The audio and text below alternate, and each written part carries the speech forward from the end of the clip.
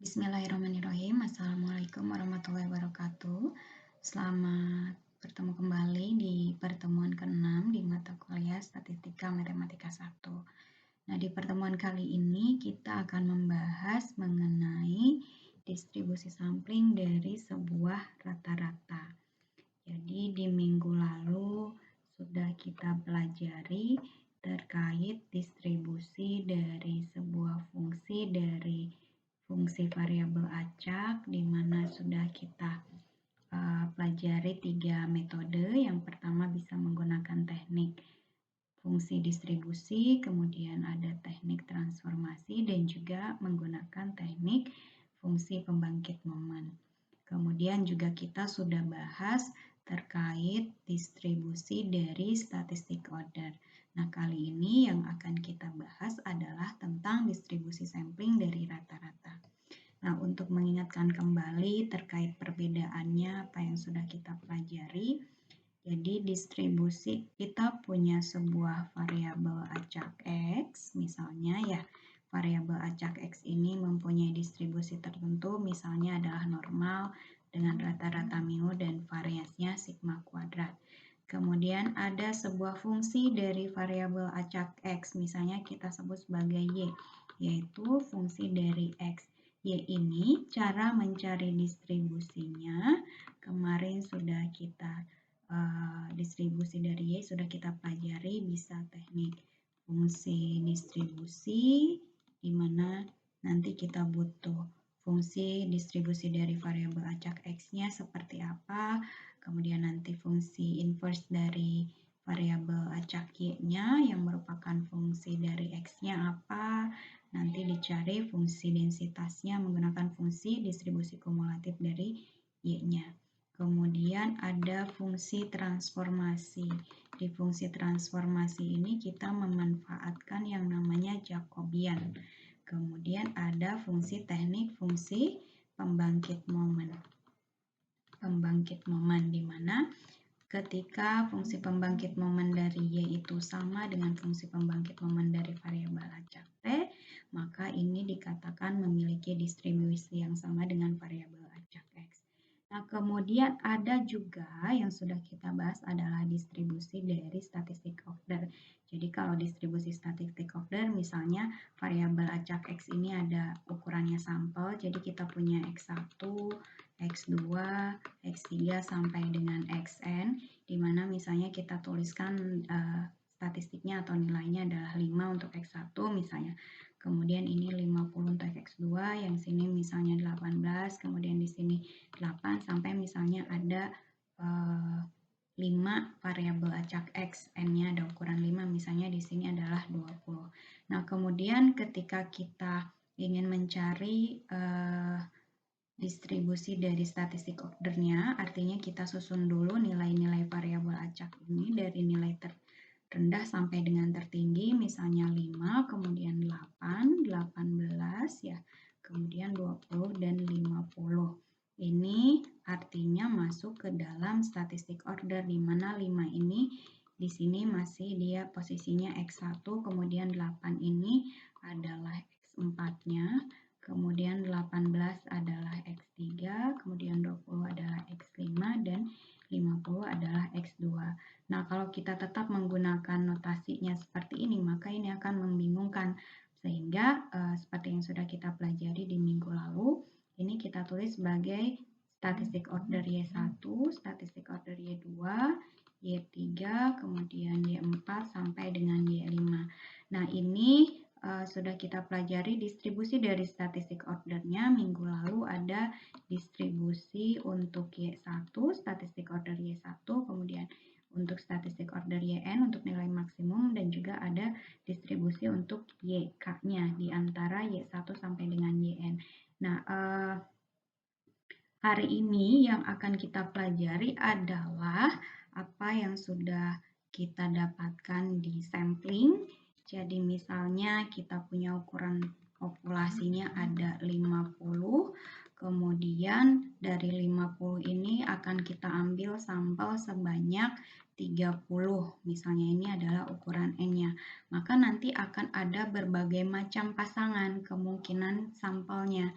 Jadi nanti ada kombinasi N dari N besar atau nanti akan ada sebanyak kombinasi 30 dari 50. Nanti ini kita hitung 50 faktorial dari 30 kurangi 1 faktorial kali 50 kurang 30 faktorial, maka nanti akan ada berapa kemungkinan pasangan sampel yang muncul ketika yang diambilnya 30 dari 50. Nah, dari setiap pasangan sampel, ini akan diperoleh sebuah sampel, misalnya kemungkinan sampel yang pertama nanti didapatkan berapa, diperolehlah rata-rata X bar dari kemungkinan sampel yang kedua. Kemudian sampel yang keduanya sama, nanti X bar dari kemungkinan sampel yang kedua sampai dengan kemungkinan sampel yang terakhir dari banyaknya kombinasi ini.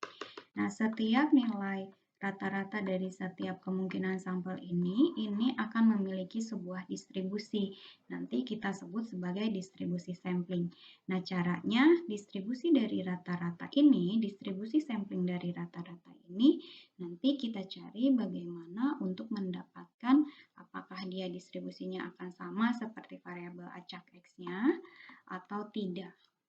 Nah, jadi itulah yang akan kita pelajari hari ini. Namun nanti yang akan kita kerucutkan di mana variabel acak X-nya itu berdistribusi normal. Nanti kita cari distribusi sampling dari rata-rata dari populasi yang berdistribusi normal itu seperti apa dan bisa kita manfaatkan untuk apa. Nah, untuk mengingat kembali apa tadi yang dinamakan dengan sampling, kemudian apa tadi yang dinamakan dengan populasi. Misalnya kita punya sebuah penelitian yang membutuhkan populasi tertentu dan misalnya saya gambarkan seperti ini, kita punya kumpulan objek atau responden yang merupakan sebuah populasi untuk penelitian kita. Namun seperti biasa yang selalu kita ketahui bahwa kita akan terkendala oleh waktu, biaya, dan tenaga ketika harus semua objek di dalam populasi itu kita jadikan sebagai objek penelitiannya atau kita lakukan sensus, sehingga diperlukan sebuah teknik sampling untuk mendapatkan sampel. Nah, sampel di sini adalah sebagian dari anggota populasinya. Tadi cara memilih sampelnya itu kita sebut sebagai sampling. Jadi tadi misalnya di populasinya ada 50 orang, yang ingin diambilnya adalah 30 orang. Cara memilih 30 orang ininya disebut sebagai sampling yang sudah Anda pelajari ya. Ada non-probability sampling, ada probability sampling. Di non-probability sampling mungkin yang paling sering dikenal adalah purposive sampling. Kemudian untuk probability samplingnya ada simple random sampling, ada stratified, ada cluster, ada systematic sampling. Nah, tadi sudah dijelaskan bahwa ada berbagai kemungkinan pasangan ketika kita ingin mengambil 30 orang dari 50 orang di dalam populasinya. Nanti akan terbentuk menggunakan aturan kombinasi 30 dari 50. Nah, kemudian ketika kita melakukan sensus atau semua objek di dalam populasinya itu kita ambil sebagai data, maka nanti yang akan kita peroleh adalah namanya parameter. Yang sudah kita ketahui, contohnya adalah parameter untuk rata-rata dinotasikan sebagai mu, kemudian untuk proporsi adalah V, dan untuk misalnya korelasi adalah rho. Nah, kemudian ketika tadi yang dilakukannya adalah sampling, artinya kita hanya memiliki sampel, di mana contohnya di sini salah satu dari kemungkinan banyak kombinasi ini, nanti semuanya setiap kemungkinan dari kombinasi ini akan memiliki yang namanya statistik, yaitu statistik rata-rata kita notasikan sebagai X bar, kemudian statistik proporsi adalah P, kemudian statistik korelasi adalah R. Nah, inilah yang akan kita pelajari, distribusi dari rata-rata dari hasil samplingnya dari setiap kemungkinan sampelnya itu adalah apa. Nah, ini baik statistik maupun parameter itu kita bisa sebut sebagai statistika deskriptif, jadi sifatnya mengeksplor, di mana dari populasi kita perolehnya parameter, kemudian dari sampel kita perolehnya adalah statistik. Kemudian ketika kita ingin menggunakan yang namanya nilai rata-rata dari sampel ini sebagai penduga atau penaksir dari parameter populasinya, maka itu masuk ke dalam statistika inferensi. Nah, itu bisa kita katakan dalam teknik penaksiran atau estimasi.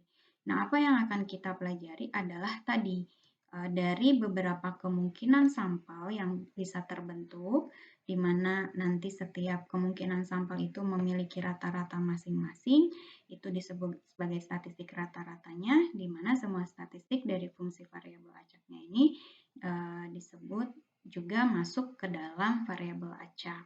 Nanti semua statistik tersebut akan memiliki kemungkinan-kemungkinan, misalnya tadi dari yang ini, dari kemungkinan yang pertama, dari kemungkinan sampel pertama, misalnya diperoleh rata-ratanya adalah 30.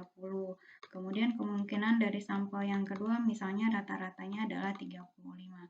Nah, ini akan memiliki sebuah peluang, di mana misalnya peluang rata-ratanya 35 adalah apa? Nah, itu bisa kita katakan bahwa semua statistik rata-ratanya, semua statistik dari sampel itu memiliki sebuah distribusi probabilitas atau distribusi peluang yang kita sebut sebagai distribusi sampling, yang tadi di awal juga sudah saya sebutkan. Nah, yang pertama tadi sudah saya sebutkan di awal bahwa distribusi sampling rata-rata yang akan kita pelajari adalah distribusi sampling ketika variabel acaknya berdistribusi normal. Jadi kita punya variabel acak X, di sini misalnya berukuran sampel N, kemudian dia adalah variabel acak independen dan berdistribusi normal, di mana dia memiliki rata-ratanya mu. Kemudian variansnya adalah sigma. Jadi masing-masing X1 berdistribusi normal dengan rata-rata mu dan variansnya, kemudian X2 berdistribusi normal dengan rata-rata mu dan variansnya. Ini kita sebut ekspektasi XI untuk menunjukkan kemungkinan sampel yang keberapanya.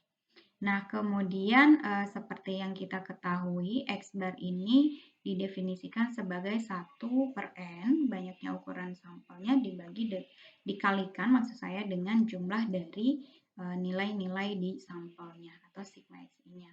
Nanti X bar ini akan mengikuti distribusi normal dengan rata-ratanya mu X bar, yaitu adalah mu, dan variansnya yaitu sigma kuadrat X bar ini adalah sigma kuadrat per N.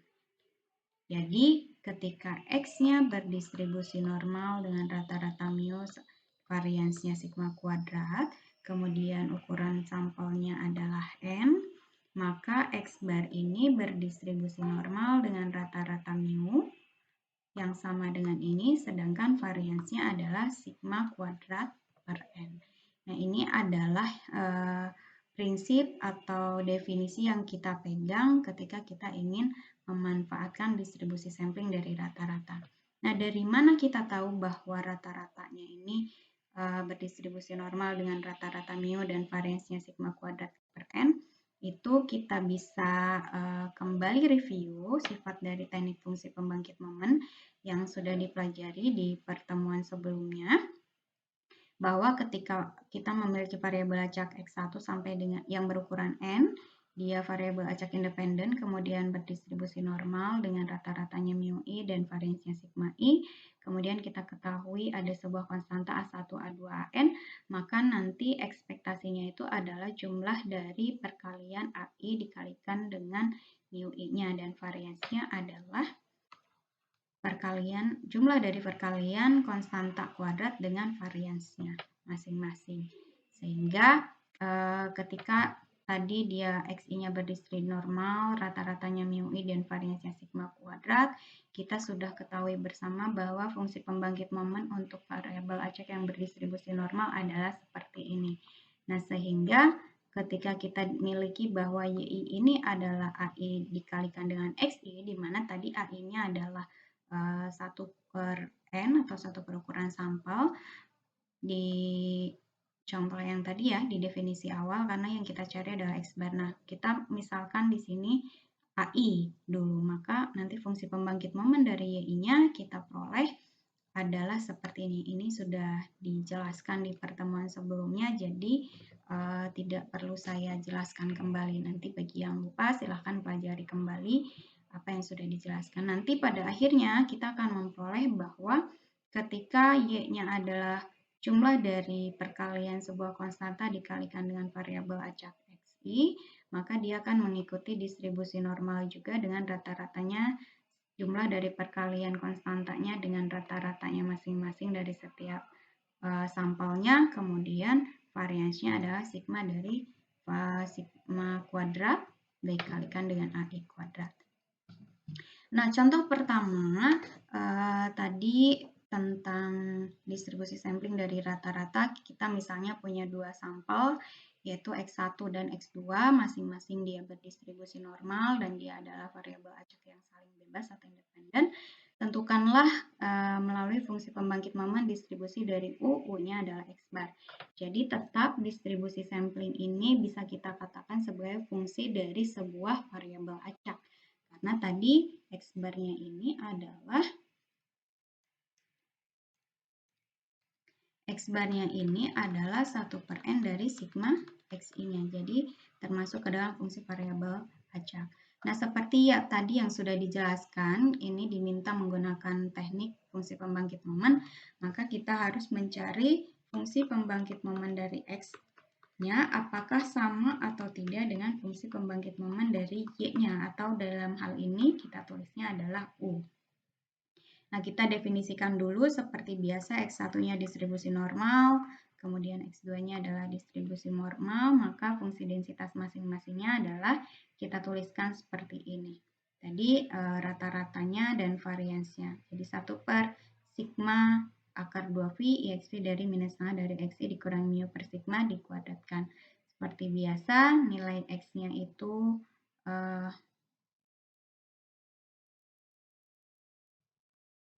ini harusnya X-nya dituliskan seperti ini, sampai dengan tah hingga.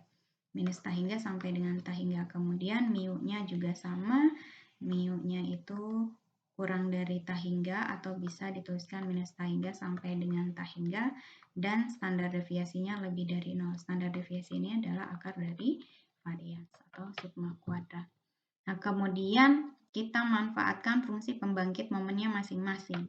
Jadi, seperti yang sudah kita ketahui bersama bahwa fungsi pembangkit momen dari variabel acak X yang berdistribusi normal adalah IXP dari mu IT ditambah dengan setengah dari sigma I kuadrat T kuadrat.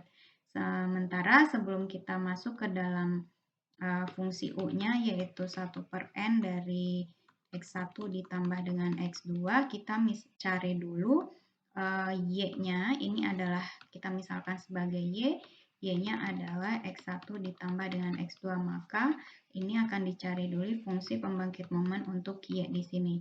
Jadi yang ingin kita cari adalah U, itu adalah X bar. Nah, kita cari dulu fungsi pembangkit momen untuk jumlah dari variabel acak X1 dan X2-nya yang kita misalkan sebagai Y di sini.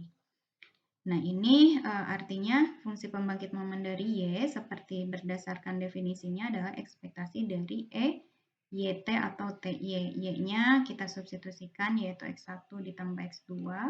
Kemudian kita manfaatkan sifat ekspektasi. Ekspektasinya dari pangkat yang ditambahkan itu bisa kita pisahkan. Jadi ekspektasi dari E pangkat X1T kalikan E pangkat X2T. Maka ini bisa kita pisahkan menggunakan fungsi sifat dari ekspektasi seperti ini. Nah, ini sudah kita ketahui fungsi pembangkit momennya seperti apa karena masing-masing X1 dan X2 itu berdistribusi normal. Maka kita bisa tuliskan ini ekspektasi untuk X1, untuk X1 maksud saya ekspektasinya fungsi pembangkit momen untuk X1, kemudian yang ini adalah fungsi pembangkit momen untuk X2. Nah, IXP ini sama dengan E, maka ini bisa kita tambahkan karena ini adalah perkalian, maka nilai yang ada di dalam kurungnya bisa kita tambahkan, di mana nanti akan diperoleh hasil akhirnya adalah IXP dari mu1 ditambah mu2T ditambah dengan setengah dari sigma 1 kuadrat ditambah dengan sigma 2 kuadrat T kuadrat. Nah, kalau kita misalkan μ1 ditambah μ2-nya sebagai μ aksen, kemudian sigma 1 kuadrat ditambah dengan sigma 2 kuadratnya adalah sigma kuadrat aksen, maka kita peroleh fungsi pembangkit momen dari variabel acak Y, di mana Y-nya adalah X1 ditambah X2.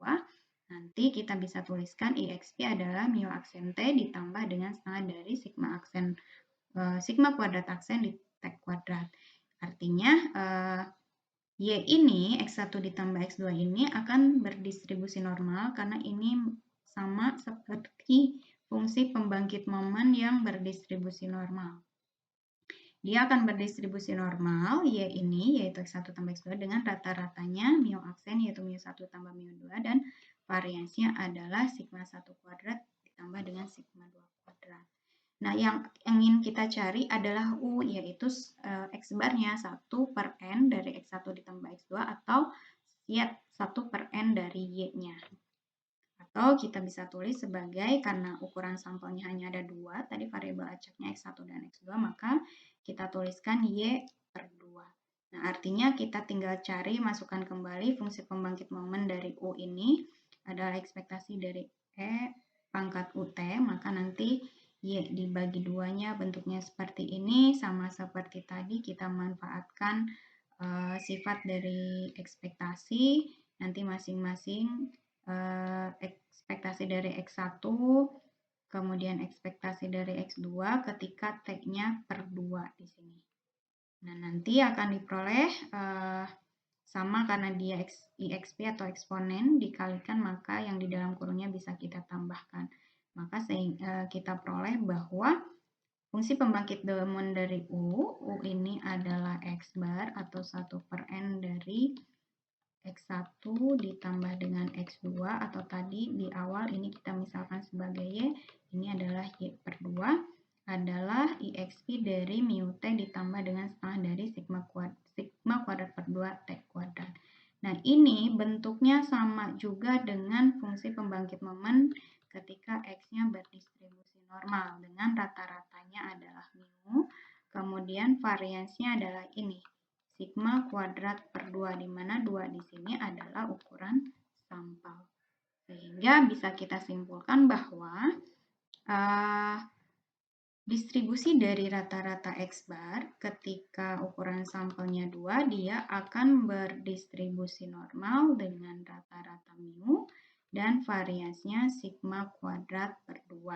Sehingga bisa kita tuliskan fungsi densitasnya untuk X bar, fungsi densitas untuk X bar adalah akar N per sigma per akar 2 pi IXP dari minus N per 2 X bar dikurangi μ per sigma dikuadratkan, di mana sama X barnya bisa berada dalam interval minus tahingga sampai dengan tahingga, kemudian μ-nya juga sama, minus tahingga sampai dengan tahingga, dan variansinya lebih dari 0 atau standar deviasinya lebih dari 0. Standar deviasi dari X barnya. Jadi ketika X-nya berdistribusi normal, rata-rata μ, kemudian sigma, maka nanti X bar akan berdistribusi normal dengan rata-rata μ dan sigma kuadrat per N, variansi. Nah, ini yang membedakannya adalah ini. Kemudian kita bisa manfaatkan juga distribusi sampling rata-rata ini untuk mencari sebuah peluang dari nilai variabel acaknya dalam bentuk rata-rata atau sampling dari rata-ratanya. Kita gunakan seperti biasa transformasi Z. Jadi kita misalnya punya variabel acak X1 berukuran N, 1 sampai dengan Xn, dia variabel acaknya independen, kemudian berdistribusi normal, sama dia rata-ratanya μ masing-masing, kemudian variansinya sigma kuadrat, kemudian X bar adalah rata-rata dari sampel, di mana tadi sudah diketahui X bar ini akan berdistribusi normal juga dengan rata-rata μ dan variansinya sigma kuadrat per N. Maka Z transformasi dari X bar ini yaitu X bar dikurangi dengan rata-rata dari X barnya. Ingat, rata-rata dari X bar bukan rata-rata dari X ini. Transformasi biasa kan biasanya X dikurangi μ per sigma. Sementara di sini X ini adalah fungsi dari variabel acak X-nya yaitu X bar, maka dia harus dikurangi dengan rata-rata dari X bar-nya tadi adalah mu X bar dibagi dengan varians standar deviasi maksud saya dari rata-ratanya. Nah, tadi rata-rata dari X bar itu adalah mu, maka kita rubah di sini menjadi mu dan standar deviasi dari X bar itu adalah sigma per akar N. Jadi ini adalah rata-rata dari X kalau dalam bentuk yang biasa. Nah, maka nanti Z ini akan berdistribusi normal standar dengan rata-rata 0 dan variansnya adalah 1. Jadi sama seperti transformasi dari variabel X biasa. Nah, contohnya kita punya variabel acak X, ukuran sampelnya 4, kemudian dia berdistribusi normal dengan rata-rata 5 dan variansnya 16. Kita coba hitung peluang X bar lebih dari 6. Kemudian peluang X bar lebih kecil dari 3. Kemudian peluang X barnya berada dalam interval 2 sampai dengan 9. Kemudian peluang X barnya berada dalam interval 5 sampai 8. Nah, kalau kita gunakan formulasi biasa, ini artinya adalah kita harus mencari integral 6 sampai dengan T hingga dari f X bar yang tadi kita tuliskan di contoh pertama, dx bar. Nah, mungkin ini akan lebih lama, sehingga kita bisa memanfaatkan transformasi Z tadi X bar dikurangi dengan mu X bar, dibagi dengan sigma dari X barnya, atau ini akan sama dengan X bar dikurangi dengan mu dari X, dibagi dengan sigma dari X per akar N. Ini sudah diketahui N-nya adalah 4, kemudian di sini mu X-nya adalah 5, dan sigma variansnya adalah 16, maka sigma itu adalah akar dari 16 atau sama dengan 4. Nanti kita substitusikan ke sini, sehingga peluang ini tidak lagi menggunakan integral, kita manfaatkan tadi transformasi Z, sama seperti yang sudah dipelajari di mata kuliah metode statistika ya, kalau tidak salah. Biasanya ini adalah X bar. Yang sekarang kita cari, biasanya yang sudah dipelajari ini X saja, sekarang yang kita pelajari adalah X bar. Maka nanti peluang X bar lebih besar dari 6 akan sama dengan peluang dari X bar dikurangi dengan mu-nya 5 dibagi dengan 4 per akar 4 lebih besar dari 6 dikurangi dengan 5 per 4 akar 4. Jadi ini kita tulis sebagai Z, yang ini kita cari nilainya berapa.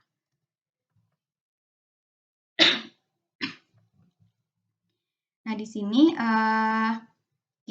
ini yang tadi sudah kita tuliskan, Z ini adalah X bar dikurangi 5 per 4-nya tadi akar dari 16 dibagi dengan akar dari 4, yaitu 2, atau bisa kita tuliskan 4 dibagi 2 adalah 2, jadi X bar dikurangi 5 per 2. Nah, artinya kita cari peluang X bar tadi lebih besar dari 6, artinya akan sama dengan peluang Z lebih besar dari 6 dikurangi 5 per 2, atau peluang Z lebih besar dari 0,5 atau setengah. Nanti cari di dalam tabel distribusi normal standarnya. Biasanya di sini 0, yang ingin kita cari adalah wilayah ini. Ini yang ingin kita cari. Ini yang ingin kita cari, yaitu peluang lebih dari 0,5 atau peluang lebih dari 1 per 2. Ini yang ingin kita cari, sementara biasanya yang kita peroleh dari tabel itu adalah wilayah ini sampai dengan ini. Kemudian wilayah ini adalah nilainya 0,5. Di mana luas semuanya ini adalah 1, maka ini akan sama dengan peluang luas yang merah ini adalah peluang dari 1 dikurangi dengan kurang dari setengah, 1 per 2. Nanti cari di tabel distribusi normal standarnya, ketika Z-nya 0,5 diperoleh nilai ini berapa, kemudian ditambahkan dengan 0,5, atau bisa kita manfaatkan form dari Excel. Di Excel itu nanti kita tuliskannya adalah norms dis. Jadi normal standard distribution. Namun bedanya kalau di dalam Excel yang kita peroleh adalah wilayah total ke sini. Jadi ini adalah titik Z-nya, ini adalah wilayah yang diperoleh dari Excel. Wilayah kurang darinya. Jadi kalau kita ingin mencari ini, ya berarti nanti kita tuliskannya 1 dikurangi dengan, karena yang ingin dicari adalah wilayah ini, tadi sudah saya jelaskan, lebih dari setengah, maka 1 dikurangi dengan norm dis dari nilai Z-nya. Z di sini. Ini kalau kita gunakan Excel. Jadi kalau dimisalkan,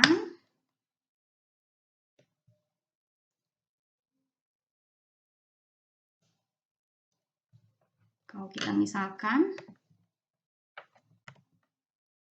di Excel ya, tadi yang ingin kita cari, soal yang pertama adalah peluang Z lebih dari setengah.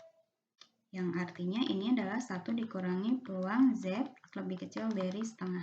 Nah, di dalam Excel yang kita peroleh adalah wilayah, kita gambarkan.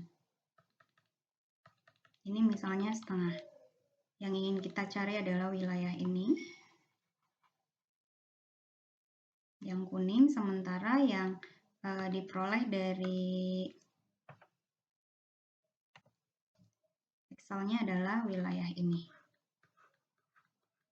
Artinya tadi sudah saya jelaskan, ini akan sama dengan 1, wilayah ini ya, 1 dikurangi dengan norms dis dari 0,5. Jadi tinggal kita tuliskan, misalnya ini 1 dikurangi dengan norm standard distribution, yang ini, tuliskan nilai normal standar ya, yang ada S-nya. Normal standard distribution, tuliskan nilai Z-nya tadi 0,5. Mungkin Excel-nya ada yang menggunakan koma adalah koma, kalau di saya koma adalah titik. Jadi nanti akan kita peroleh nilainya sama seperti tadi yang kita peroleh di dalam persoalan atau di PowerPoint-nya. Jadi sekali lagi di Excel itu yang kita peroleh adalah wilayah yang berwarna hijau, kemudian yang ingin kita cari tadi persoalannya adalah nilai yang lebih besarnya yang wilayah kuning. Artinya 1 dikurangi dengan wilayah yang berwarna hijau. Wilayah yang berwarna hijau itu gunakan normal standard distribution, dengan ini adalah nilai Z-nya. Tadi nilai Z-nya adalah setengah. Kemudian nanti silakan coba di dalam tabelnya. Kalau di dalam tabel kan biasanya adalah wilayah yang didapatkannya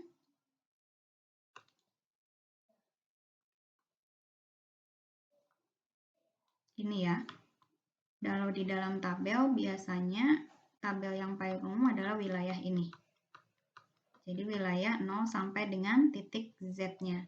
Kalau kita cari ini maka akan sama dengan peluang dari, kalau kita gunakan tabelnya yang seperti ini adalah 0,5 dikurangi dengan peluang Z lebih sama dengan 0,5.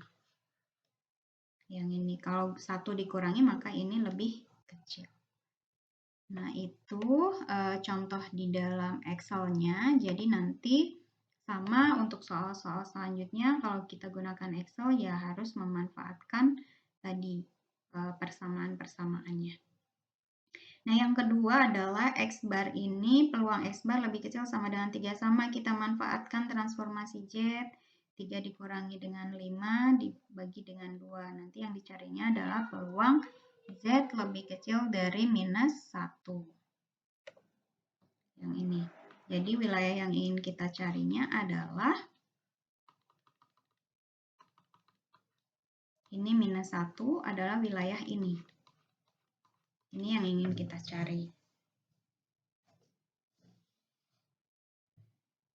Ya, kalau menggunakan Excel, maka ini tinggal langsung tulis saja norms dis dari minus 1, karena tadi wilayah yang kurang dari. Nah, kalau kita gunakan tabel ini sama kan, di sini nilainya akan sama. Ini ya.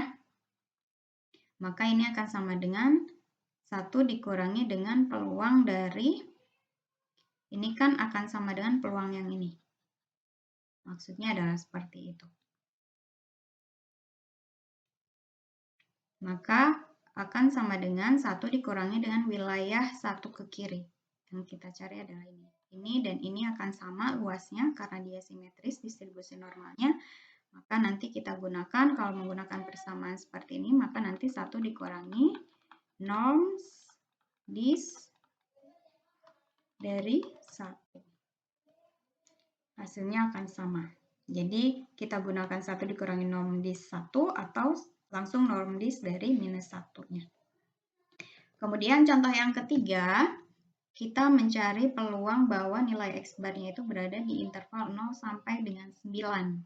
Ini sama kita transformasikan diperoleh minus 1,5 sampai dengan 2. Jadi kalau kita gambarkan, wilayah yang ingin kita cari itu adalah wilayah ini.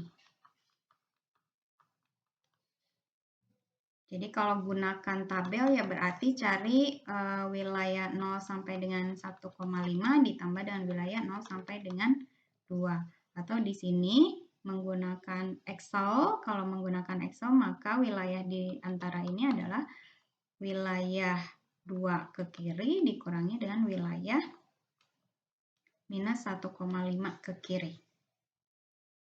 Nah yang ini sama seperti tadi.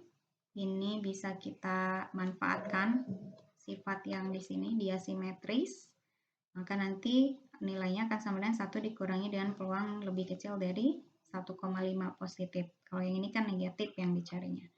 Nah, kalau di Excel kita tinggal masukkan nanti norms dis dari 2 dikurangi dengan normal standard distribution minus 1,5.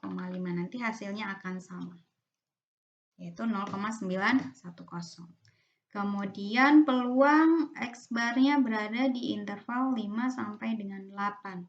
Ini sama kita transformasi dikurangi rata-rata dibagi dengan 2. Nanti yang diperolehnya adalah peluang wilayahnya 0 sampai dengan 1,5.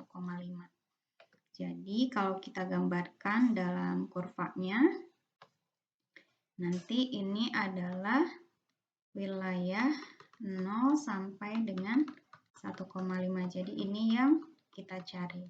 Kita gunakan Excel lagi misalnya ya, berarti norm dis dari 1,5 dikurangi dengan norm dis dari 0. Jadi ini wilayah ini dikurangi dengan wilayah yang ini. Nanti bisa langsung kita tuliskan normal standard distribution dari 1,5 dikurangi dengan normal standard distribution dari 0. Atau kita gunakan biasa tabel distribusi normal. Nah ini sama. Ini norm list ini, kemudian yang ini adalah ini. Nanti akan diperoleh nilainya adalah 0,433. Atau dimodif kembali peluang Z-nya dari 1,5 dikurangi dengan peluang Z lebih kecil dari 0-nya menggunakan tabel distribusi normal. Artinya ya tinggal cari saja langsung peluang di antara 0 sampai dengan 1,5 dari tabel distribusi normal standarnya ketika Z-nya 1,5. Karena luasnya kalau tabel normal standar kan dari 0 sampai dengan titik Z-nya. Mau ke kanan maupun kiri, mau positif ataupun negatif itu sama saja karena dia simetris. Nah, kemudian contoh ketiganya, misalkan diketahui X bar-nya merupakan rata-rata dari sampel acak berukuran 5 yang berasal dari distribusi normal dengan rata-ratanya 0 dan variasinya 125. Tentukanlah C sedemikian rupa sehingga peluang X bar-nya itu kurang dari C, itu besar peluangnya adalah 0,9. Jadi di sini yang diketahuinya adalah peluangnya, yang dicarinya adalah titik C-nya berapa. Kalau tadi adalah peluang X bar, nilai C-nya diketahui 6, 5, dan seterusnya berapa peluangnya. Kalau sekarang peluang yang diketahui kita cari titik C-nya berapa. Nah, artinya kita cari inverse dari fungsi distribusi normalnya. Normal standar ya maksudnya. Nah, dari data kita peroleh informasi bahwa X-nya berdistribusi normal, rata-ratanya 0, variannya 125 dengan ukuran sampelnya 5. Maka dapat dikatakan bahwa X barnya ini adalah distribusi normal, rata-ratanya sama, sedangkan variasinya itu adalah sigma kuadrat per N. Jadi 125 per 5 adalah 25 di sini. Nah, kemudian kita transformasikan menjadi Z. X bar dikurangi dengan rata-rata dibagi dengan akar dari varians dari X barnya. Jadi sigma kuadrat X barnya adalah 25. Artinya standar deviasinya akar dari sigma kuadrat X barnya adalah akar dari 25 yaitu 5. Atau kalau ingin langsung gunakan ini ya berarti sigma per akar N. Jadi akar dari 125 per akar N atau akar dari 125 per 5. Sama saja. Nanti akan diperoleh Z itu adalah X bar per 5. Dia akan berdistribusi normal dengan rata-rata 0, variasinya 1. Nah, tadi diketahui bahwa peluang X bar lebih kecil dari C itu adalah 0,9. Maka peluang dari Z lebih kecil dari C per 5 adalah 0,9. Jadi, kita harus cari tahu berapa nilai C-nya. Ini adalah nilai Z-nya, yaitu C per 5. Ketika peluangnya dia kurang dari C per 5-nya, peluang ke sini, peluang ininya adalah 0,9. Jadi, peluang lebih besarnya di sini adalah 0,1 atau 1 dikurangi 0,9. Nah, kita harus cari tahu berapa nilai Z ketika peluangnya adalah 0,9. Nah, kalau di dalam tabel distribusi normal standar, kita harus kurangi dulu nilai ini. Jadi, kalau kita manfaatkan tabel distribusi normal standar, ini akan berubah menjadi 0,5 dikurangi dengan peluang 0 Z sampai dengan tadi C itu adalah 0,9 atau peluang dari 0 Z sampai dengan C-nya itu adalah 0,9 dikurangi dengan 0,5 atau 0,4. Nah, ini nanti cari nilai peluang 0,4 Z-nya berapa. Nah, kalau kita manfaatkan Excel, tadi kan di Excel itu adalah peluang sampai ke sini ya. Peluang dari sampai ke sininya. Maka nanti akan diperoleh hasilnya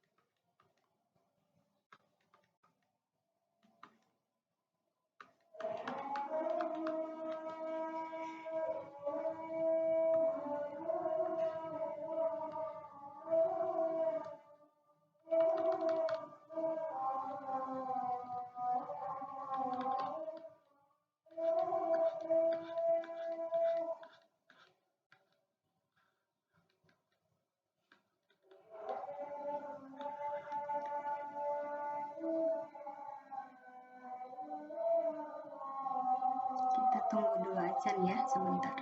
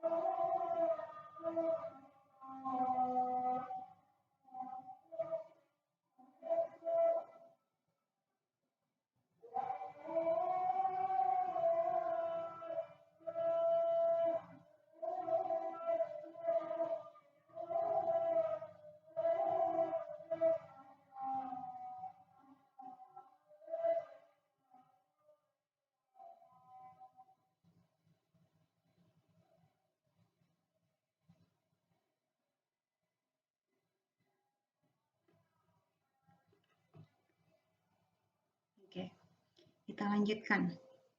Jadi 0,9 itu adalah tadi yang sudah norms dis dari C adalah 0,9. Nah, yang ingin kita cari adalah nilai C-nya. Artinya yang kita gunakan adalah norms normal standard inverse (NV) dari 0,9-nya dari sini.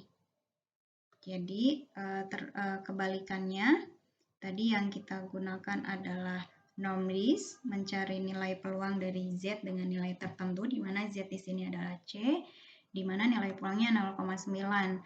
Nah, yang ingin kita cari C-nya berapa, Z-nya berapa ketika peluangnya adalah 0,9. Maka yang kita gunakan adalah normal standard inverse. Jadi nanti tinggal tuliskan di sini sama dengan normal standar inverse atau inverse, kemudian tuliskan nilai probability-nya 0,9. Nanti akan diperoleh nilainya adalah 1,28. Sama atau tidak dengan hasil yang tadi? Nah, diperoleh sama ya. Di sini ini adalah nilai C-nya ketika peluangnya adalah 0,9. 1,282 di sini dibulatkan, tadi kan 1,281 sekian.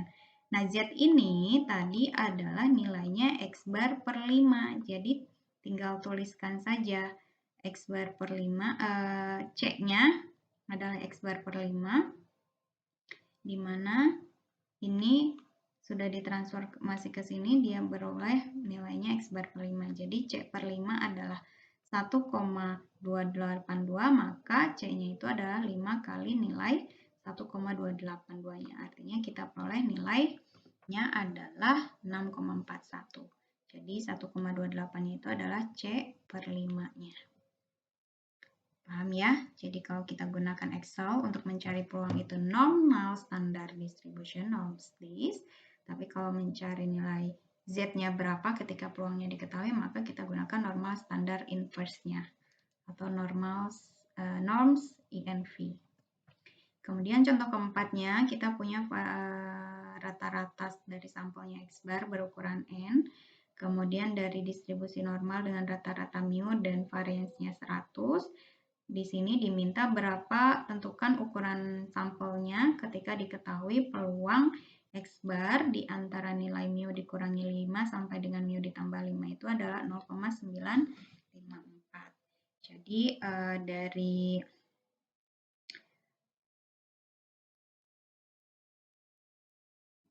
informasi di data kita ketahui bahwa X bar ini berasal dari sampel dari populasi berdistribusi normal yang rata-ratanya mu dengan variansinya 100. Ini adalah untuk variabel acak X-nya. Sampel dari rata-rata dari sampel acak yang berasal dari distribusi normal. Jadi mu dan 100 ini adalah nilai parameter untuk distribusi dari variabel acak X-nya. Atau kita tuliskan X ini berdistribusi normal dengan rata-rata mu dan variasinya 100. Sehingga untuk X bar, seperti yang tadi sudah dijelaskan, dia rata-ratanya sama, tetapi untuk variasinya dibagi dengan ukuran sampel yang diketahuinya. Nah, yang ditanyakan adalah peluang X bar di antara mu dikurangi 5 sampai dengan mu ditambah 5 ini adalah peluangnya 0,95. Tentukan nilai ukuran sampelnya berapa. Tadi Z itu adalah X bar dikurangi dengan mu per sigma per akar N. Nah, ini variasinya adalah 100, maka sigmanya adalah akar dari 100 yaitu 10. N-nya adalah tetap N karena sama seperti di sini. Jadi ini akan sama dengan akar dari 100 per N atau 10 per N. Nah, nanti akar N-nya bisa kita pindahkan ke atas seperti ini. Yang di sini yang tadinya penyebut menjadi pembilang. Akar N dari X bar dikurangi mu per 10 adalah distribusi normal standar dengan rata-rata 0 dan variansinya 1. Jadi sama seperti tadi kita transformasikan X bar ini menjadi Z, maka ini harus dikurangi dengan mu dibagi dengan variansinya. Jadi ini itu diperoleh dari mu dikurangi 5 dikurangi dengan mu per sigma akar N. Atau mu dikurangi 5 dikurangi dengan mu per 10 akar N. Akar N-nya dipindahkan ke atas. Jadi diperoleh akar N, mu dikurangi 5 dikurangi mu per 10. Ini bisa kita coret. Jadi nanti minus 5 akar N per 10 yang di sini, ini kita coret, ini adalah positif 5 akar N per 10. Jadi yang kita cari adalah nilai ini sampai dengan Z.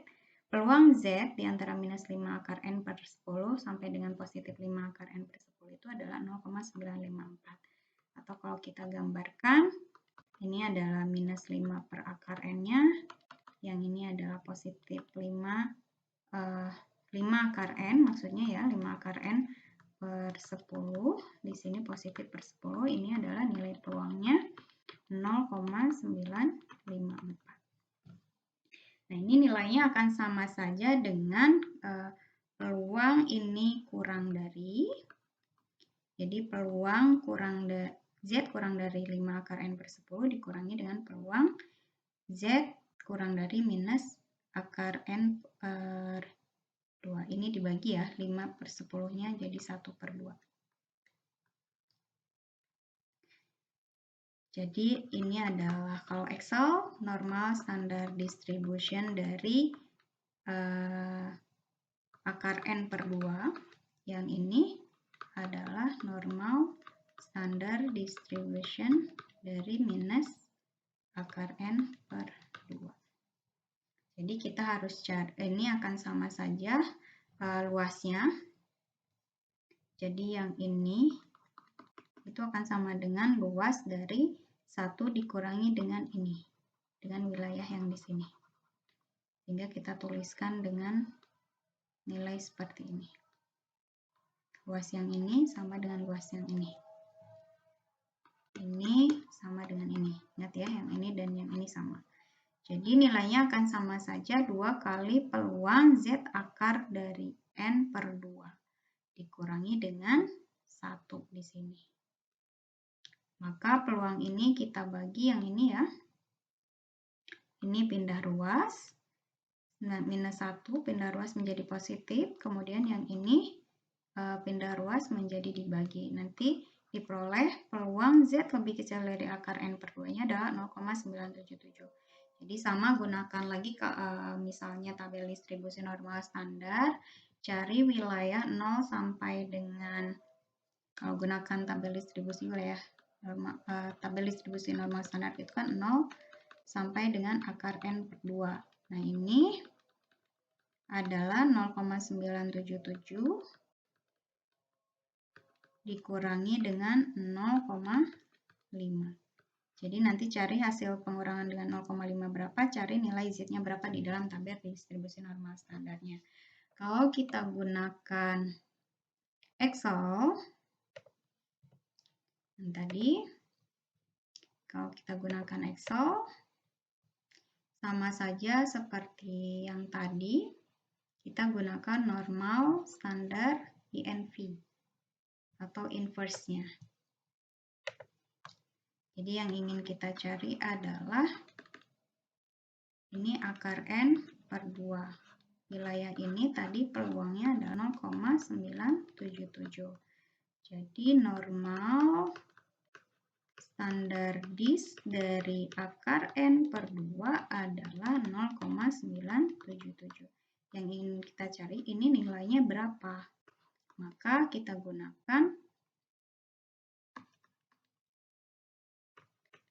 normal standar INV dari 0,977-nya. Nanti akan diperoleh nilai Z-nya berapa.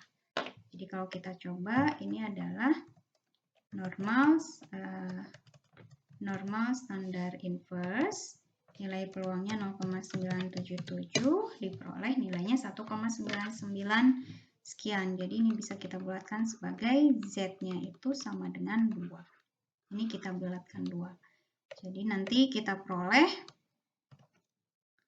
peluang Z lebih kecil dari 2 adalah 0,977, di mana Z-nya itu akar N per 2, yaitu 2, maka akar N-nya adalah pindah ruas 4, sehingga ukuran sampelnya harus 16.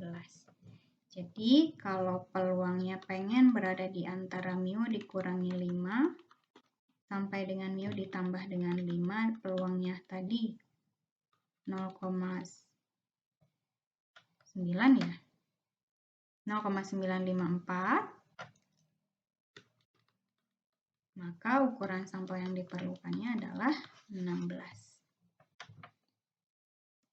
Kemudian contoh terakhir, misalkan ada X1 sampai dengan X25 dan Y1 sampai dengan Y25 adalah dua buah sampel acak yang saling bebas, di mana masing-masing berdistribusi normal.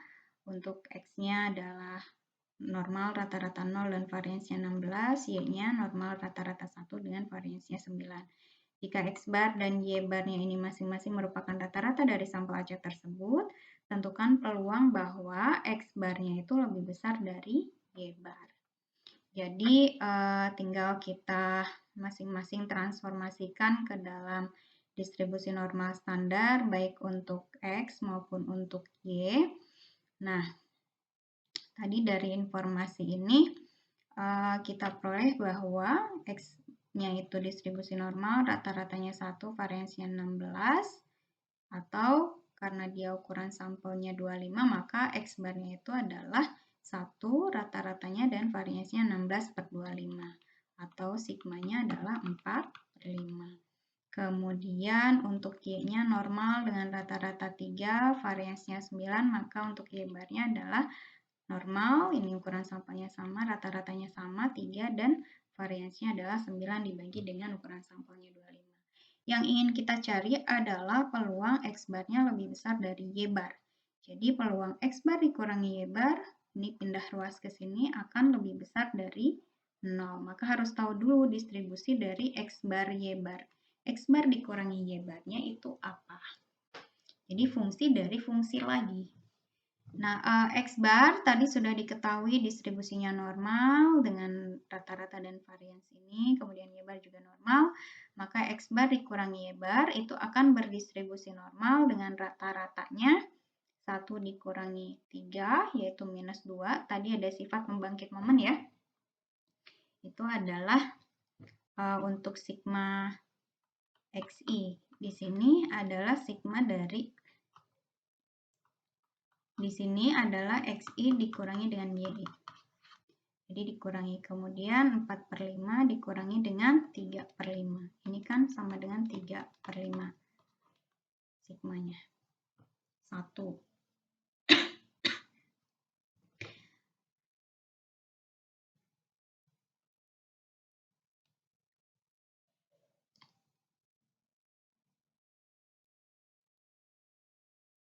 Di sini variansinya adalah 1, bukan 1/5 ya. 16 per 25, kemudian 9 per 25. Nah, untuk mencari kenapa rata-ratanya minus 2 dan variansinya 1, tadi gunakan lagi sifat fungsi pembangkit momen, teknik fungsi pembangkit momen yang tadi di awal sudah direview kembali. Sehingga kita peroleh bahwa Z-nya itu adalah X bar dikurangi Y bar dikurangi dengan rata-ratanya minus 2, berarti positif 2. Kemudian sigmanya atau standar deviasinya yaitu akar dari 1 yaitu 1. Atau X bar dikurangi Y bar ditambah 2 itu akan berdistribusi normal dengan rata-rata 0 dan variansinya adalah 1. Sehingga tinggal kita tuliskan X bar dikurangi Y bar lebih dari 0, ini yang ingin kita cari. Itu akan sama dengan peluang Z lebih dari 2, karena ini tadi kan plus 2 ya. Ketika ditransformasi menjadi Z, maka plus 2-nya pindah ruas, ini akan sama dengan Z lebih besar dari 2. Atau akan sama dengan, kalau kita gambarkan, yang ingin kita cari adalah ini. Maka luas wilayah ini akan sama dengan luas 1 dikurangi dengan wilayah ke kirinya. Nah, sama kalau gunakan Excel ya normal distribution, normal standard distribution-nya, kemudian 1 dikurangi. Nanti akan diperoleh hasilnya peluang X bar yang lebih besar dari Y bar adalah 0,023. Nah, itu yang bisa saya sampaikan pada pertemuan ini. Jadi, kalau ada yang masih bingung tentang kenapa sih si X bar dikurangi Y bar ini berdistribusi normal dengan rata-ratanya minus 2, variansinya 1, dari mana datangnya, maka silahkan buka lagi sifat dari teknik fungsi pembangkit momennya. Tadi di awal juga sudah kita bahas kembali pembangkit momennya. Tadi ketika masing-masing dia independen, maka ada persamaan nanti rata-ratanya adalah AI mu I dan variansinya itu sigma AI kuadrat dan sigma kuadrat I-nya. Atau ada sifat lagi di pertemuan yang lalu yang sudah dibahas juga, ada beberapa sifat lagi ketika dia distribusinya normal, kemudian ada bentuk fungsi yang lain, maka fungsi pembangkit momennya seperti apa, maka dia akan mengikuti distribusi apa. Nah, mungkin sampai di sini apa yang bisa saya sampaikan. Nanti silahkan kalau ada yang masih kurang jelas, ingin ditanyakan bisa gunakan grup WA atau bisa tanya langsung melalui private message-nya atau WA langsung ke saya, atau gunakan forum diskusi di dalam e-kuliahnya. Saya akhiri, wassalamualaikum warahmatullahi wabarakatuh.